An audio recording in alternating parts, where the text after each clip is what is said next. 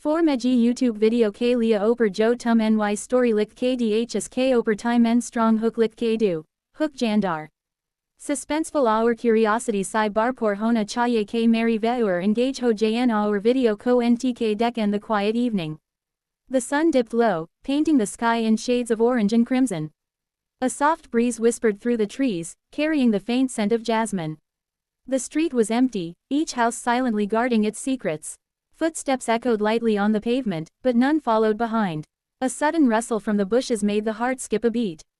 The air felt heavier, as if it were holding its breath. Shadows stretched and twisted, playing tricks on the eyes. A distant dog barked, sharp and lonely, then silence swallowed the sound. Every creak of the wooden fence felt amplified, unnervingly close. The wind shifted, and a chill ran down the spine. Something moved at the edge of vision, too quick to identify.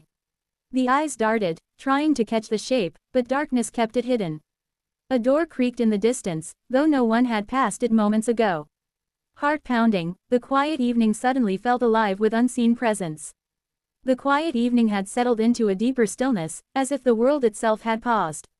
The fading sunlight gave way to a dim, silvery glow from the street lamps, casting long, jagged shadows across the pavement. Each step felt heavier than the last, the uneven stones pressing into the soles, sending tiny jolts of discomfort through the feet. The wind had died down completely, leaving the trees motionless, their branches scratching faint patterns against the walls like skeletal fingers. A soft creak came from a nearby alley, and the mind instantly jumped to the worst possibilities. A cat, perhaps, or a stray dog. But no, the movement had weight, too deliberate, too controlled to be an animal. The heart thudded against the ribcage, louder than the silent night around it. Every sense seemed heightened, the ears straining for even the faintest sound, the eyes scanning every shadow for a hint of motion. The streetlights flickered once, then again, plunging the surroundings into a half-light that seemed unreal.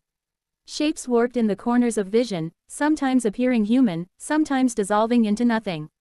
A soft whisper brushed against the ears, carried by a sudden gust that smelled faintly of damp earth and decaying leaves. The voice, or what sounded like a voice, was incomprehensible, but it sent a shiver crawling up the spine. A narrow street appeared ahead, dark and twisted, flanked by buildings that leaned as if to watch passers-by. The cobblestones were slick with recent rain, reflecting dim light like fragmented mirrors. Each step produced a small splash, the sound jarring against the heavy silence. At the end of the alley, a faint glimmer appeared, like someone holding a lantern far away. The mind raced with questions. Who could be there at this hour? What were they doing? An irrational pull drew closer, curiosity battling fear, until every nerve screamed both caution and need to know. The glow grew slightly brighter, revealing more detail, a figure, tall, thin, swaying slightly as though unsteady.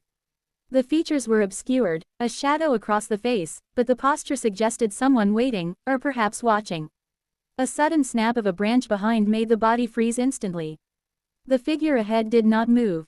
It was as if it had known that something followed, as if it had been waiting for hours. A distant clock tower struck midnight, its chime hollow and reverberating, each toll pounding through the chest like a drum.